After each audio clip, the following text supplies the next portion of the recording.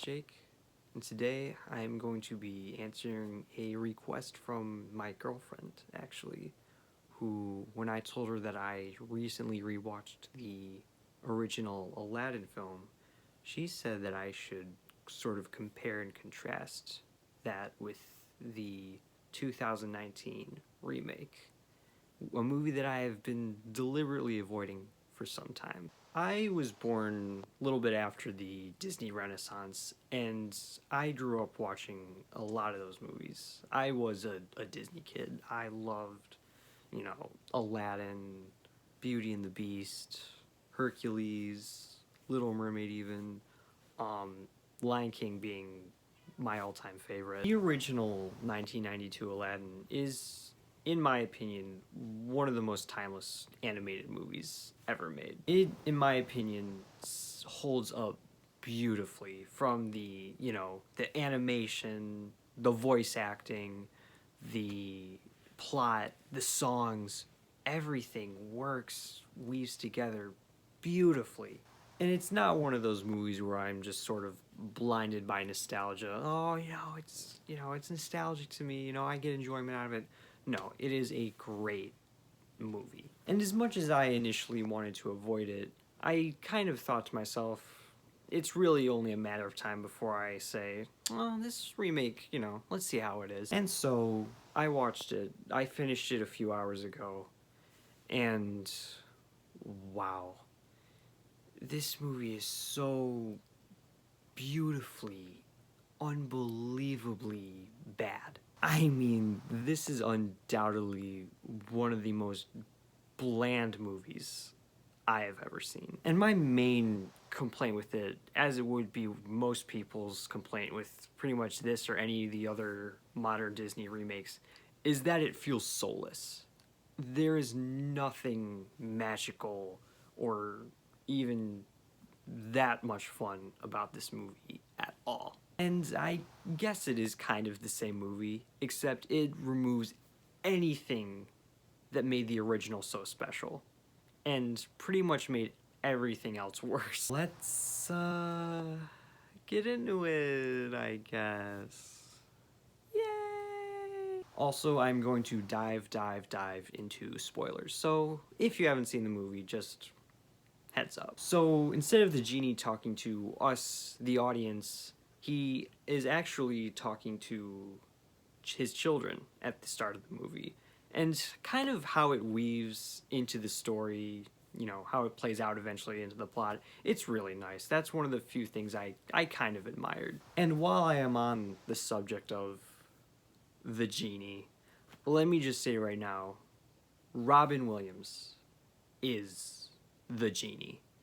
There is no comparison between him and Will Smith. He made that character entirely his own.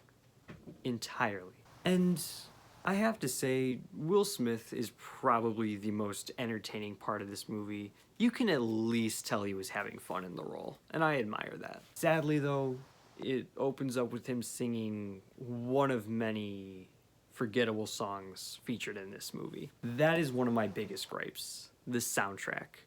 Every single song, original and, taken from the 1992 film, is so bland. Every single song. I cannot find a redeeming quality in one.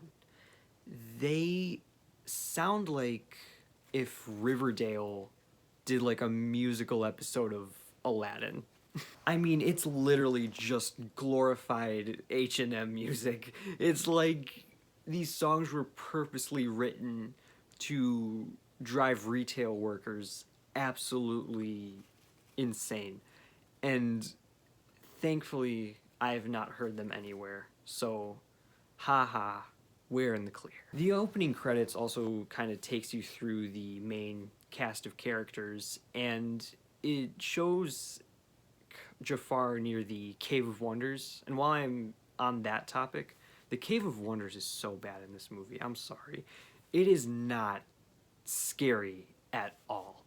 The one in the original actually, I mean, for the time, for me as a kid, actually looked intimidating. Like, in a cool way. Like, I was scared, but I was, you know, intrigued. Also, in Aladdin's and Jasmine's introductory scene, you don't even see, or I didn't even really notice, at least, Jasmine leaving the palace, or like a solid reason for her, you know, leaving the palace, like she does in the original, to, you know, get food. In the original, she's, you know, tired of, you know, having her life all thought out and dictated, and she leaves in, you know, a state of, I guess you could say, a rebellion. Very, very, you know, justified, I think. And you really don't, I was kind of looking forward to sort of seeing that in the movie, and I feel like I really didn't. Also, Mina Musad, who plays Aladdin, he's a great method actor. And by method, I mean the Keanu Reeves method. He's pretty good in some scenes, and in other scenes, he's kind of delivering his lines like this, with sort of as little energy as possible. Just the most amount required. I mean, I would by no means call him a bad actor. You know, I haven't seen hardly any of his other work to really make that statement. It's just, I sort of expect Aladdin to, you know, have charisma and, you know, just be a vibrant character that I want to see more of. And even, you know, his stumbling, awkward moments in this movie are really hard to watch, honestly. They're just, I mean, I guess that's probably the point, but just like, it just doesn't, something feels off, and I can't describe it, and it bothers me. Him and Jasmine also get chased by the people he stole from, and in the original, I was genuinely interested in this chase, you know. I wanted to see if they were gonna get caught or not, you know. The great movies like that, they sort of, you know, keep your main character in jeopardy, you know. You're not exactly sure what's gonna happen to them all the time. And in this chase sequence, it's just soundtracked by another crappy, forgettable song. I do kind of like the scene that follows after, where Aladdin shows Jasmine his, you know, his place. He lifts up the cloth, and, you know, you don't see very much, but, you know, their chemistry, I felt in that scene, was really nice. Their chemistry, it's like, it's really nice in some scenes and feels really sort of forced in others. I can't really see why. And I should have mentioned this earlier, but Naomi Scott is pretty good as Jasmine. She's one of the, her and Will Smith are probably the only actors in this movie that have charisma. Oh, and also, my bad, Nasim Pedrad is great in this movie as well. She was one of my favorites on Saturday Night Live when I regularly watched the show, and she plays a new character by the name of Dahlia, and her scenes are great. I was pretty amused by them. And I do kind of like the scene where Aladdin and Jasmine are kind of talking to Genie and Dahlia respectively about how their date went. That sort of juxtaposition was really, I thought it was clever. It was cool. It was cool. Those really are the most positive things that I can say about this movie. It just ranges from beyond boring to mildly entertaining at best. Now I'm not even going to describe the rest of the plot. I mean, it's Aladdin, and this is the most I can bear to talk about this, you know, movie, if you want to call it that. Just kidding. I know. It's a miracle that any movie gets made. I do not doubt for a second the effort that, you know, the director and the actors and the producers and the whole film crew all put into this movie. They did, you can tell it was, you know, to some degree, a labor of love. Also, speaking of the director, this movie was directed by Guy Ritchie, who directed two of my favorite movies, Lock, Stock, and Two Smoking Barrels and Snatch. And you cannot tell for a second that he directed this movie. No directorial style is present in this movie in the slightest degree. It just feels, like I said, it just feels like just for money. It just feels like a mindless cash grab. Oh, wait a minute, that's because it is. Anywho, the scene where Jafar throws Aladdin into the water may actually be some of the worst unnecessary editing I've ever seen in a movie. And I've seen the scene in Bohemian Rhapsody. So, trust me, that scene does not even hold a candle to this one. It's like no parody of The Matrix came close to this level of slow-mo and how embarrassing it is. It's just... it's awful. Also, the scene where Jafar tries to sort of is being exposed and tries to sort of hypnotize the Sultan. He, in the original, yeah, he does it right in front of Aladdin and Jasmine. I kind of feel like he was at least, albeit not doing a very good job, of trying to at least be a little discreet about it. Like, he was trying to be a little cunning and secretive. Again, didn't do a very good job, but just the way he sort of, was hunched over him, And in this one, he doesn't even try.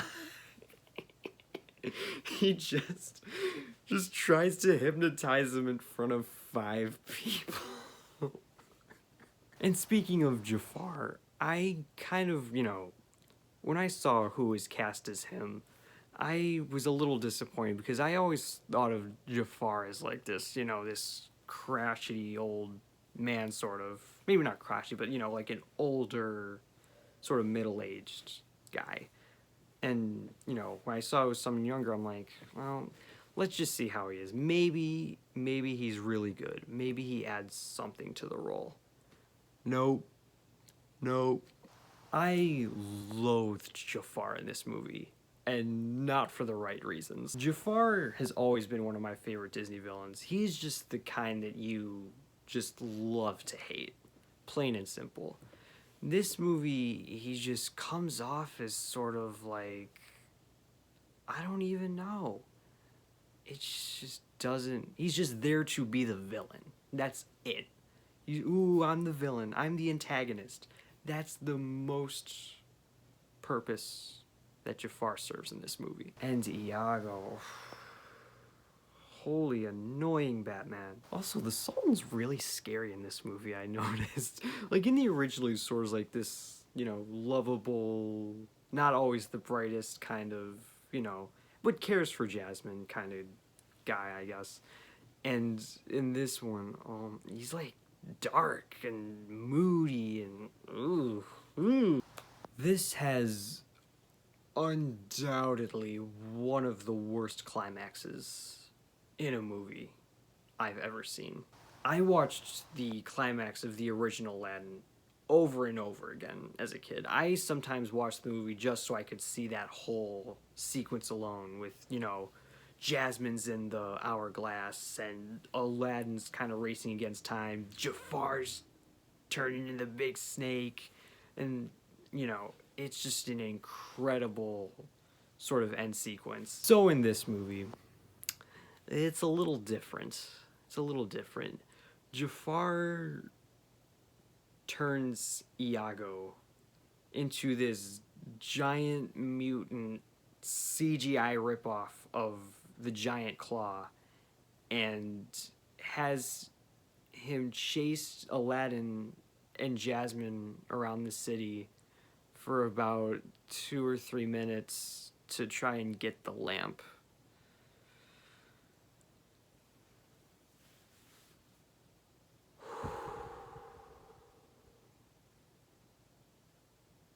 What? One last thing about this movie is me sort of wondering, how do you end a movie with a song? How do you capture the mood of this film and the ending in particular with one song?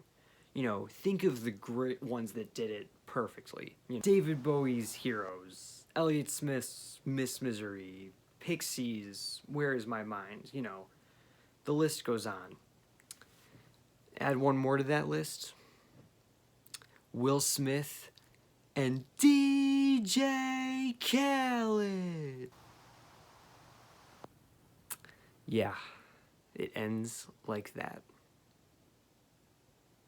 Another one. That is the most that I'm going to say about this crappy movie. Please, if you haven't already, just watch the original Aladdin.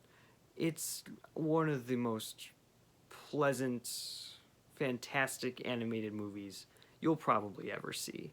It's just wonderful. Thank you guys so much for watching. I hope you enjoyed my ramblings on this one.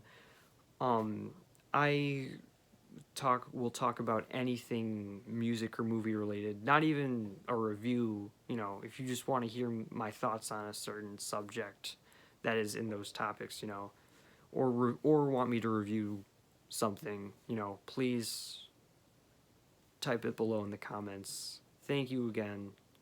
This is Jake.